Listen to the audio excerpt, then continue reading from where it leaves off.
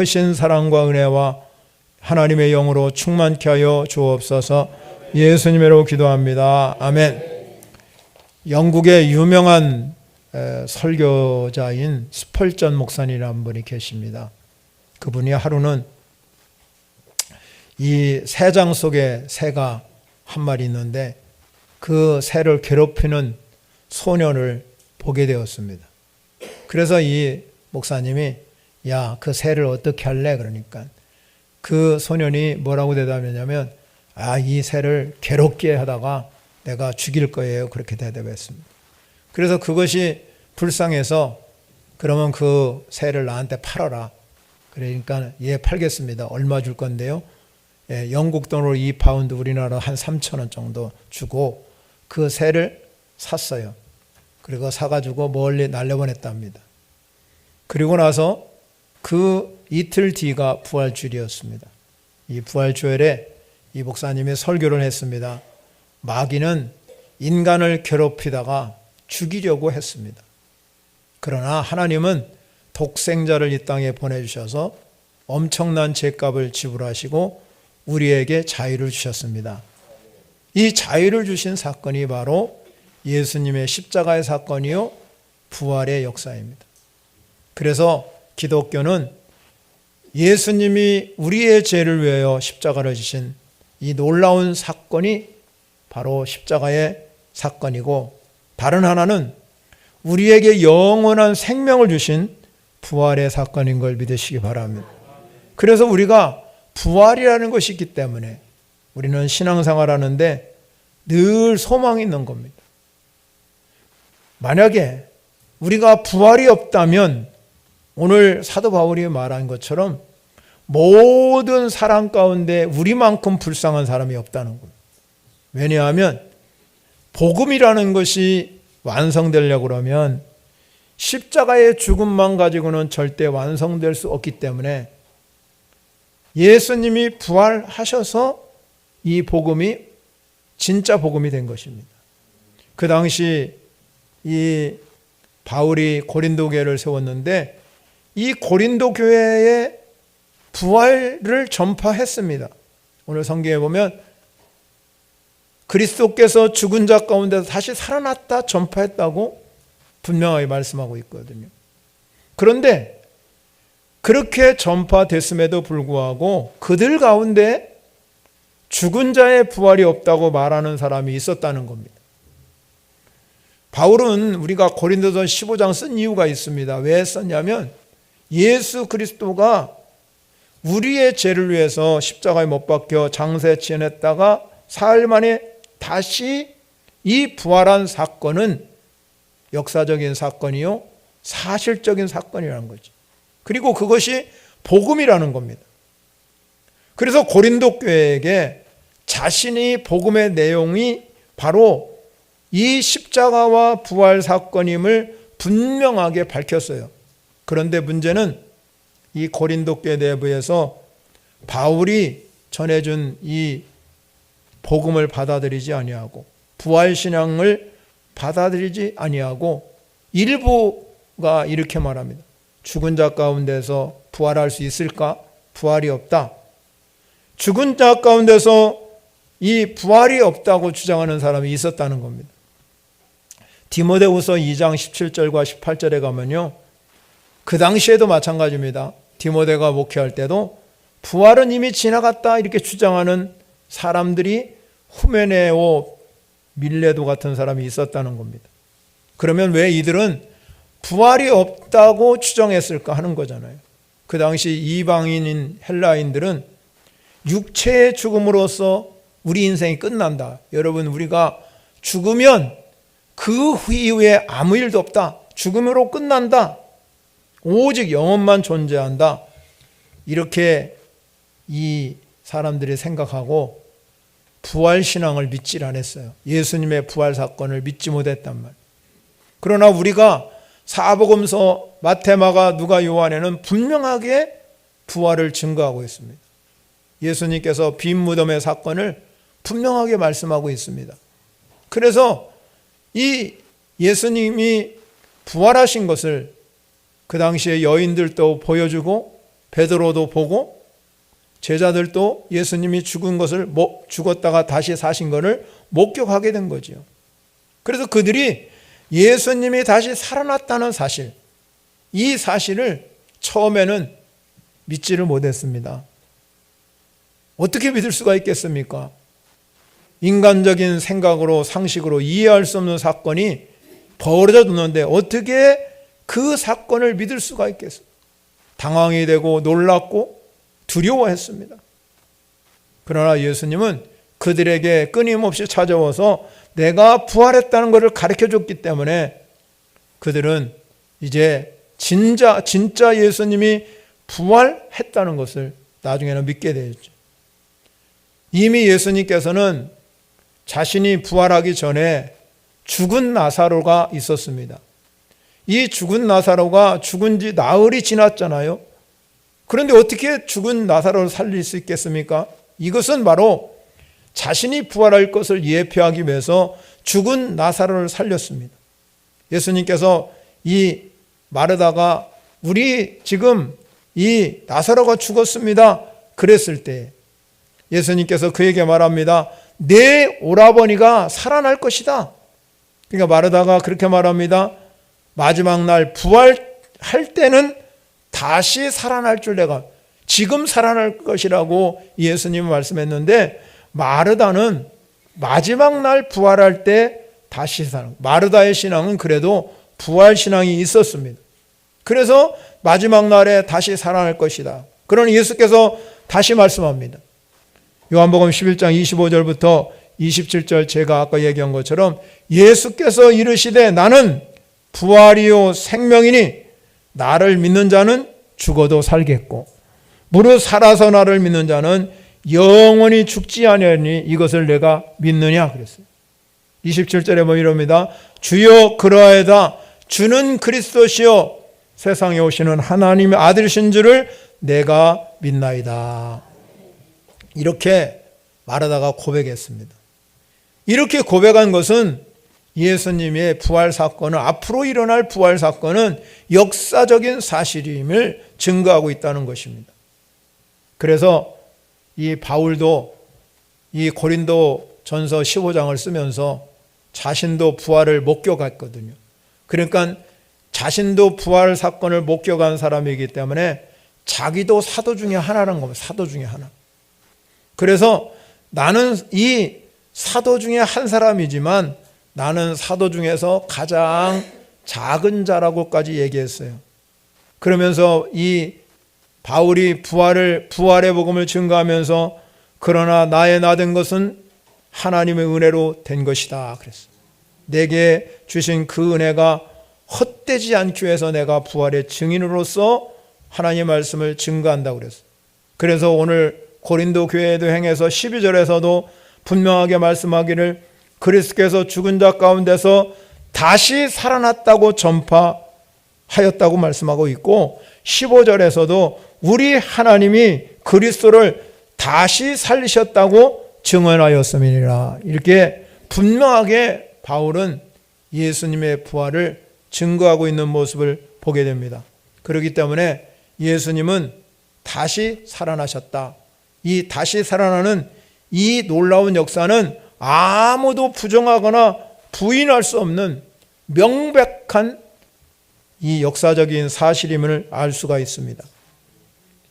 이 예수님이 부활하신 후에 이 사복음서나 또 고린도 교회나 퍼져나간 게 뭐냐면 예수님은 살아나지 않았다는 것을 자꾸 부활이 없다고 증거하는 사람들이 굉장히 많이 있습니다. 그래서 바울은 오늘 이 부활이 없다고 생각하는 사람들에게 어떻게 증거하고 있는지를 우리가 보게 됩니다. 만약에 여러분 부활이 없다면 어떤 문제가 발생할까 하는 겁니다.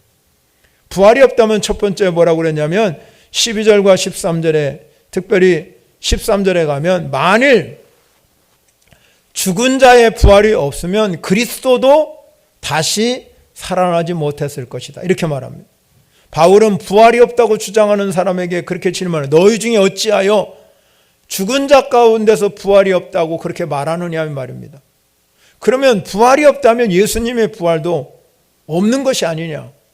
그래서 성경은 분명하게 증거하고 있지 않느냐. 성경대로 그리스도께서 죽은 자 가운데서 장사 지냈다가 성경대로 3일 만에 부활했다는 것을 바울이 고린도전서 여러분 3절과 4절에서 증거하고 있는 것을 보게 되지요.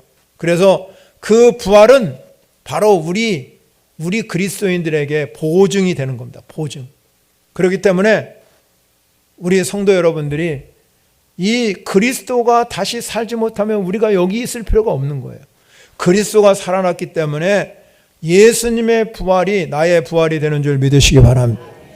또 두 번째 중요한 게 뭐냐? 부활이 없다면 그러면 우리의 믿음도 헛된 것이 된다는 거. 우리가 믿음으로 구원받았는데 이 구원이라는 게 무엇입니까? 우리의 죄를 십자가에 다 못 받고 용서받았다는. 예수님이 십자가에 돌아가시면서 그렇게 말씀해요. 저들의 죄를 사하여 주십시오. 용서받았습니다. 그럴 때 또 우리가 부활을 믿을 때는 우리가 산 소망을 갖게 되는 거예요. 영생을 갖게 되는 거잖아요.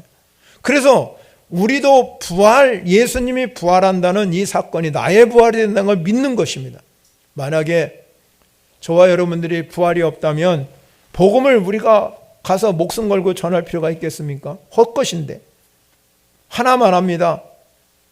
뿐만 아니라 오늘 성경에서는 만약에 부활을 믿지 않는다면 우리가 가지고 있는 믿음도 다 헛된 믿음입니다. 그렇게 되면 여전히 예수님은 죄 가운데 있기 때문에 우리를 구원할 수가 없는 겁니다. 부활을 믿을 때 우리가 죄에서 십자가에 죽으신 예수님을 통해서 죄를 용서받았고 그리고 그 죽음이 헛되지 않기 위해서 다시 살아나셔서 우리에게 영원한 생명을 약속한 줄 믿으시기 바랍니다. 만약에 부활이 없는 복음은 알맹이 없는 껍데기뿐에 불과합니다.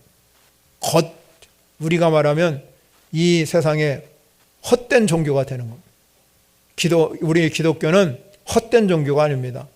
그냥 형식적인 종교가 아닙니다. 능력이 없는 종교가 아니라 기독교는 이 하나님의 살아계신 능력을 증거하는 것이 바로 우리 그리스도가 여러분에게 함께하는 역사가 일어나는 것입니다.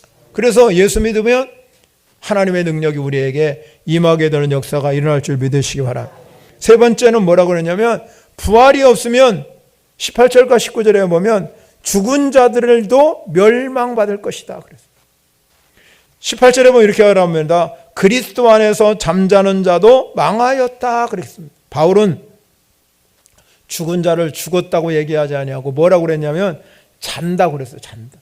여러분 자는 사람은 반드시 언젠가는 일어날 것이 있습니까? 아침에 여러분 저녁에 잠을 주무시면 아침에 일어나야 되잖아요. 그러면 오늘 성경에서 그리스도 안에서 잠을 자는 사람, 이 그리스도 안에서 잠을 잔다는 얘기는 이런 의미입니다. 어떤 주석가가 이렇게 표현했습니다. 그의 육신은 일시적으로 활동을 중단되지만 부활하신 주님이 일깨움을 받아가지고 그 앞에서 새롭고 영광의 삶으로 다시 태어난다는 것입니다. 그러므로 우리가 그리스도 안에서 죽은 자들은 죽는 것이 아니라 잠자고 있다는 것이죠. 잠자고 있기 때문에 깨어날 날이 있다는 것입니다. 이것이 부활인 줄 믿으시기 바랍니다. 그리스도 안에서 죽은 자는 그래서 잠자는 자로 불려지는 겁니다. 이 잠자는 자로 불려지기 때문에 예수님이 다시 이 땅에 재림하시는 날 저와 여러분들이 부활에 참여하는 영광을 누리게 될 줄 믿습니다. 그런데 만약에 부활이 없다면 우리 성도들은 삶이 이 세상이 끝나는 거 아닙니까? 이 세상 끝나면 우리처럼 여러분 인생이 불쌍한 사람 없어요. 인생이 여기서 끝난다면. 그러나 여러분 꼭 믿으시기 바랍니다. 부활은 반드시 우리 안에 일어날 사건인 줄 믿으시기 바랍니다. 그래서 그 부활이 우리 안에 일어나는 사건이기 때문에 예수님의 부활이 저와 여러분의 부활이 되는 줄 믿습니다. 그렇다면 이 바울이 이렇게 부활이 없다고 주장하는 자들에게 이렇게 그리스도가 다시 살아나지 못했을 것이고 우리가 전하는 것도 헛것이요 믿음도 헛것이요 그리고 또 우리가 가장 우리가 이 세상에서 불쌍한 사람이라고 그렇게 이야기하고 잠자는 자는 망할 것이라고 얘기를 했잖아요. 그런데 여러분, 만약에 우리가 이 부활이 없다면 우리처럼 불쌍한 사람이 없다고 바울은 마지막 18절에서 이렇게 끝을 맺히고 나서 20절에 넘어와서 뭐라고 말하면 이렇게 하면 그러나 이제라는 말을 씁니다. 그러나 이제. 바울이 말하는 것은 그러나 이제 부활이 없다고 주장한다 그러면 예수 믿는 사람처럼 불쌍한 사람이 없지만 그거 아니다. 그러나 이제 우리는 다르다. 바울이 말하는 것은 이 절망적인 상황에서 희망을 우리에게 주시고 죽음에서 생명으로 거듭나게 하시고 허무한 삶 속에서 믿음으로 살아갈 수 있는 전환점을 이루는 것입니다. 그러나 이제가 그렇다는 겁니다. 그런데 뭐라고 말씀하고 있습니까? 20절에 가면 이렇게 말씀을 하고 있어요. 그리스도께서 죽은 자 가운데서 다시 살아나사 잠자는 자들의 첫 열매가 되셨도다. 잠자는 자들의 첫 열매. 예, 사도 바울은 아까도 얘기했지만 그리스도의 잠자는 자가 망했다고 그랬잖아요. 그리스도의 잠자는 자가 망했는데 부활이 없으면 망한 거지만 예수님이 부활하셨기 때문에 우리는 잠자는 자들의 예수님이 첫 열매가 되셨다는 것입니다. 첫 열매란 뜻은 무엇입니까? 하나님께 드려졌다 하는 의미예요. 하나님께 드려졌다. 구약에서 첫 열매를 말할 때는 무조건 하나님께 드려져야 했습니다. 추수해가지고도 하나님께 드려야 되고, 과일을 여러분 집을 짜도 하나님께 드려야 되고, 가축의 여러분 초태생도 하나님께 드려야 되고, 처음 난 아들도 하나님께 드려야 했어요. 그런데 여러분, 사람의 경우는 제물로 드릴 수가 없잖아요. 한 번 죽으면 끝이니까. 그래서 속전으로 대신 드렸습니다. 그런데 왜 하나님께서 이렇게 처음 난 것을 하나님께 드리라고 했겠습니까? 그 이유가 뭘까요? 이 세상의 모든 것은 하나님께로부터 왔다는 신앙 고백이에요. 신앙 고백. 여러분이 신앙 고백이 뭐냐? 내가 첫 것을 드리고 첫 열매를 드리고 이렇게 하는 것은 모든 것은 하나님께 왔다 생각하는 믿음의 고백이라는 겁니다. 사실 이 세상에 있는 것 중에 하나님에 속하지 않은 것이 하나도 없잖아요. 우주 만물 다 하나님이 창조한 걸 믿으십니까, 여러분? 그분이 하나님이시라는 거. 그런데 하나님께서는 다 하나님 거지만 우리가 이 하나님이 원하는 것은 그러면 너희가 첫 열매, 이 첫 열매를 드린다는 것은 하나님께 바쳐진다, 봉헌되었다는 뜻이거든요. 그러면 이 하나님께 드려지면, 첫 것만 드려지면 모든 것을 드리지 않아도 하나님이 그렇게 말씀한 거예요. 다 내가 받은 것으로 인정해 주겠다. 여러분이 11조를 드리는 이유가 뭐냐 이 말입니다. 하나님께서 우리에게 내 노력으로, 내 수고로, 내 지혜를 가지고 내가 힘을 다해서 돈을 벌었지만 그러나 그것도 하나님이 주신 것이라, 이렇게 신앙 고백하는 게 11조예요. 그래서 신앙 고백을 분명히 하는 사람은 이 11조 원리를 알기 때문에 하나님께 드려지는 거죠. 첫 열매로 드려지는 거예요. 그래서 이 첫 열매라는 것은 하나님께 드려짐으로 하나님이 받으시는 거룩한 제물이 되는 거예요. 거룩한 제물. 따라서 예수님이 죽은 자에서 부활하셔서 첫 열매가 되셨다.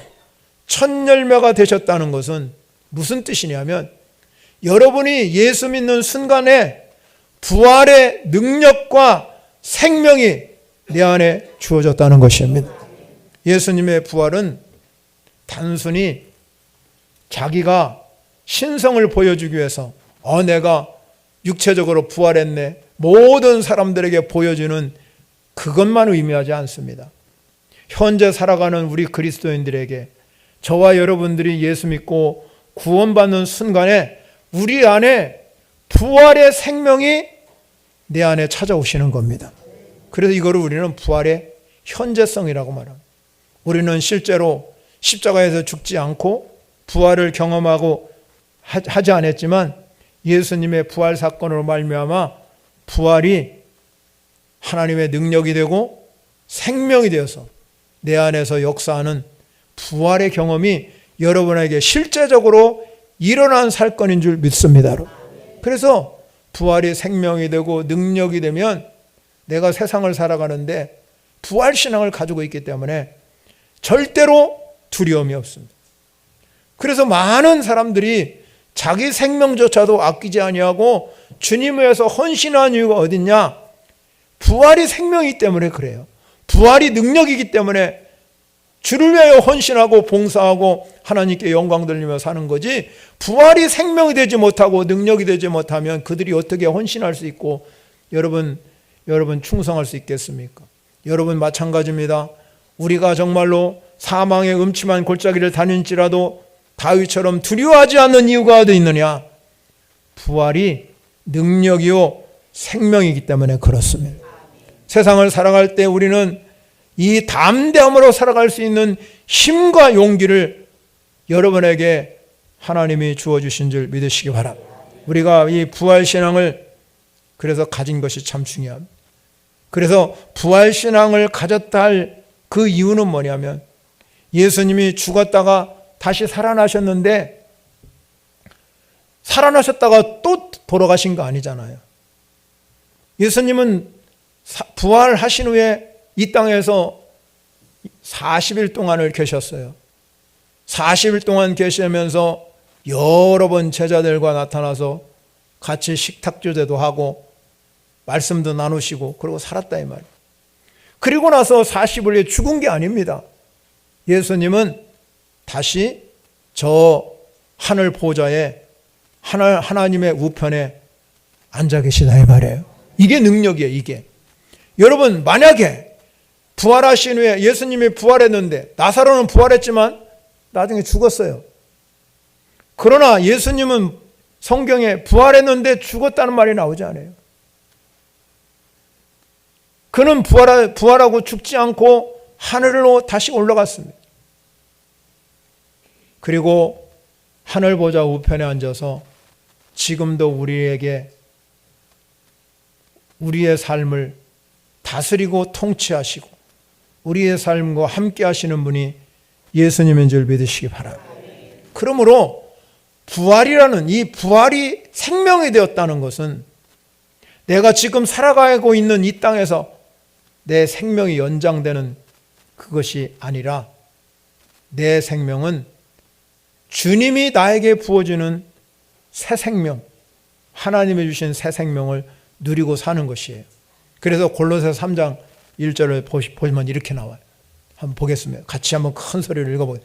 그러므로 너희가 그리스도와 함께 다시 살리심을 받았으면 위의 것을 찾으라. 거기는 그리스도께서 하나님 우편에 앉아 계시니라. 아멘. 자, 여기 중요한 말씀이 나와요. 만약에 내가 그리스도와 함께 다시 살리심을 받았습니다. 우리는 세상 것만 가지고 살면 안 된다는 거죠. 하나님 것을 추구하고, 위의 것이라는 것은 하나님 것을 추구하고 사는 거예요. 왜? 하나님은 하나님 그리스도는 하나님 우편에 앉아 계시기 때문에. 그래서 우리의 삶은 이 땅에서만 살아가는 삶이 아니라는 거예요. 부활은 내 안에 새 생명을 주시는 사건이에요. 그래서 로마서에서 뭐라고 하냐면 그리스도가 죽은 자 가운데서 살리신 것 같이 우리에게 새 생명을 주셨다. 새 생명 가운데 행하게 한다는 거예요. 그러면 새 생명이 무엇인가? 새 생명이라는 것은 하나님께서 우리를 살려내셨다. 하나님과 함께 살아가는 것을 새 생명이라는 거예요. 그래서 우리가 부활이라는 것은 뭐냐? 우리가 누려야 할 이 신앙의 놀라운 은혜예요. 은혜. 저와 여러분들이 부활을 믿는 여러분이 되시기를 바랍니다. 또한 부활을 믿는 것은 또 무엇을 얘기하냐면 아담으로부터 들어온 이 죄와 사망의 권세로부터 깨트려버린 거예요. 그래서 부활을 믿는 우리는 이 죄와 사망의 권세에서 해방시켜 주셨다는 겁니다. 22절에 보면 이렇게 말합니다. 아담 안에서 모든 사람이 죽은 것 같이 그리스도 안에서 모든 사람이 삶을 얻으리라. 그러면 그리스도 안에서 모든 사람이 삶을 얻는다. 이 삶을 얻는다는 뜻은 뭐냐면 이 원어에 보면 생명을 준다는 겁니다. 생명은 여러 가지가 있어요. 우리가 지금 이 가지고 있는 생명도 이야기하고. 그런데 이 여기서 생명을 준다는 얘기는 예수님이 우리에게 새 생명을 준다는 의미예요. 근데 이 생명을, 이 삶이라는 단어를 찾아보면은 미래형을 가리켜요. 미래 수동태. 능동태가 내가 할 수 있는 게 아니라 미래의 수동태라는 것은 뭔가 해주는 게 수동태잖아요. 즉 여기에서 삶을 이룬다. 이 삶을 얻으리라는 이 말씀은 뭐냐면 계속해서 예수님께서 우리에게 생명을 부여해 주신다는 거예요. 새 생명을. 그래서 여기에 부활한 이 생명의 삶을 얻으리라는 것에 가장 초점이 뭐냐면 이 바울이 얘기하는 초점이 뭐냐면 그리스도 안에서라는, 그리스도 안에서. 강조점이 그리스도 안에서라는 겁니다. 즉 말하자면 그리스도 안에 있을 때만이 내가 생명의 부활을 가질 수 있다는 겁니다. 영원한 생명. 이 영원한 생명 우리는 영생이라고 말하고 있거든요. 그런데 영원한 생명은 아무에게나 주어진 게 아니에요. 영원한 생명은 오직 그리스도 안에 있는 사람에게만 주어진 줄 믿으시기 바랍니다. 그리스도 안에 있는지. 그래서 오늘 여러분 이 23절에서 말씀한 것처럼 23절에 우리가 읽지 않았지만 거기서 그렇게 말합니다. 23절에 이렇게 말해요. 그러나 각각 자기 차례대로 되리니 먼저는 첫 열매는 누구라고 그랬냐면 그리스도라고. 첫 열매는 그리스도예요. 그 다음에는 그리스도가 강림하실 때, 다시 오실 때 그리스도에 속한 자들이 첫 열매가 되는 겁니다. 그리스도 안에 있는 자, 그리스도에 속한 자는 그리스도 안에 있는 자는, 그리스도에 속했다는 게 뭐냐? 그리스도 안에 붙어 있다는 겁니다. 예수님이 우리에게 이미 설명했습니다. 나는 포도나무요, 너희는 가지다. 그랬어요. 가지는 절대로 포도나무에 붙어 있어야 열매를 맺을 수 있어요. 여러분, 우리가 여러분의 신앙이 그리스도 안에 있을 때만이 열매가 있고 하나님의 영광이 있고 평강이 있고 기쁨이 있는 줄 믿으시기 바랍니다. 만약에 그것이 없다면 우리에는 빈 껍데기뿐이에요. 여러분의 신앙이 빈 껍데기만 있으면요, 여기에 여러분 오셨는데 여기 얼마나 지루해요. 그래서 졸음밖에 안 오는 거예요. 네? 여러분이 진짜 알맹이 신앙을 가지고 있으면 말씀이 능력이 되는 거예요. 말씀이 축복이 되고. 그래서 내 인생이 경험되기 시작합니다. 말씀 안에서 하나님의 살아계심을 경험하고 부활의 역사를 경험하게 되고 내 안에 기쁨과 평강이 흘러 넘치는 역사가 일어나기 시작하는 거죠. 그런데 껍데기만 가지고 있어 보세요. 껍데기만 이 자리에 와봐요. 그러면 지루한 거예요. 예배하는 것이 여러분 영과 진리로 예배할지니라고 그랬잖아요. 여러분 우리가 드리는 예배가 영과 진리로 되는 건 부활의 영이 우리에게 있어야 된다는 거예요. 그 부활의 영이 없고 하나님의 말씀, 진리인 하나님 말씀, 그것이 없으면 여러분이 이 자리에 온 것이 껍데기만 왔다. 알맹이 없는 부활 신앙이 없다면 우리는 알맹이 없는 껍데기만 가지고 예배 드려봤자 여러분이 하나님 받으시지 않아요. 오늘 사랑하는 성도 여러분, 여러분의 신앙에 부활 신앙이 있어지기를 바랍니다. 그 부활은 생명이에요. 생명. 새 생명이란 말이에요. 부활이 없다면 기독교는 이 땅에서 존재할 필요가 없어요. 오직 예수님이 부활하셨기 때문에 우리는 여기에 있는 줄 믿으시기 바랍니다. 그렇다면 여러분, 우리가 부활을 믿고 주님이 강림하실 때 우리가 다시 살아날 것, 이것도 소중한 이야기예요. 그런데 그거보다 더 소중한 게 뭐냐면 부활의 삶을 사는 거예요. 부활의 삶. 내가 부활의 삶을 살아. 매일매일 삶 속에서 여러분과 저가 부활의 삶을 살아가는 성도 여러분이 되시길 바랍니다. 그러면 부활의 삶을 살려면 부활을 믿어야 돼요. 부활을 어떻게 믿어야 하냐? 첫째는 부활은 역사적인 사실임을 믿어야 돼요. 예수님이 십자가의 부활 사건은 역사적으로 이루어진 사건이다. 성경 이야기를 썼는데 이건 동화책 이야기가 아니라 역사적으로 이루어진 사건이라는 걸 여러분이 처음에 믿으셔야 됩니다. 그리고 두 번째는 실존적인 부활을 믿으셔야 돼요.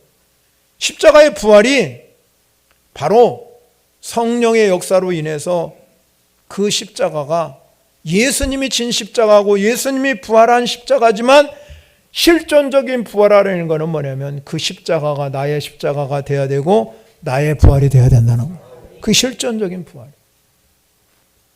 세 번째 중요한 건 뭐냐면 현재적, 아까 얘기했지만 현재적 부활이에요. 내 안에 그리스도가 함께 사는 믿음이에요. 그렇기 때문에 내 안에 그리스도가 함께 계시다, 이 믿음을 갖고 사는 성도들에게는 부활의 능력이 임하게 될 줄 믿으시기 바랍니다. 부활의 능력을 경험하게 되고 부활의 역사를 경험. 그러면 우리가 우리의 현재적 부활에서 하나님의 부활의 능력을 경험하고 살아갈 때 우리가 하나 나타나는 표적이 있어요. 표징이 있다 이 말이에요. 나타나는 게 있어요. 그게 뭐냐면 부활 신앙을 가지고 사는 사람은 주님과 친밀한 교제를 가지고 사는 거예요. 교제. 예를 들면 이와 같습니다. 아프리카 탐험가고 선교사인 리빙스턴이라는 사람이 있었어요.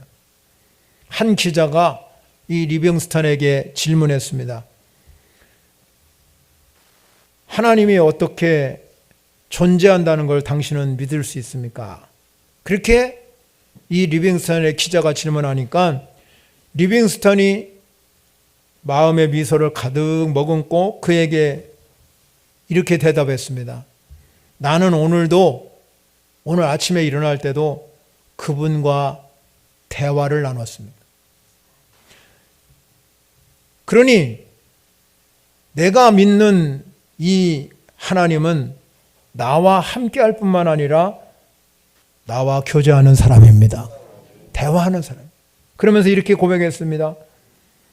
진실로 하나님이 살아계시다. 내가 보여줄 수는 없지만 하나님이 존재한다고 내가 설명할 수 없지만 그분은 나와 친밀하게 대화를 나누는 분입니다. 여러분 이게 하나의 표징이잖아요. 여러분도 마찬가지예요. 부활신앙이 생명이 되면 생명은 호흡합니다. 생명은 교제하게 되어 있어요. 그러므로 여러분이 부활신앙을 갖는 순간에 주님과 친밀한 교제를 나누고 주님과 함께하는 삶이 될 줄 믿으시기 바랍니다. 그래서 예수님이 우리에게 말씀합니다. 내가 곧 길이요 진리요 생명이니 나로 말미암지 않고는 아버지께 올 자가 없다 그랬어요. 예수님이 참된 길이요 진리요 생명인 줄 믿으시기 바랍니다. 여러분 오늘 예수님이 부활하셨습니다. 오늘 예배의 자리에 오신 여러분 한번 여러분 다시 내 신앙을 점검하는 시간을 가지시기 바랍니다. 내 안에 참된 평강과 기쁨이 넘치는지. 부활의 생명을 가진 사람은 참된 평강과 기쁨이 넘치는 줄 믿으시기 바랍니다.